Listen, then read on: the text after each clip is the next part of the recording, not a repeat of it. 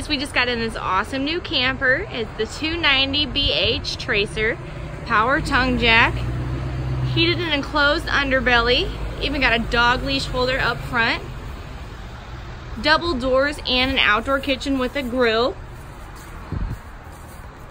Gonna go on in through the bathroom, huge shower, plus a vanity.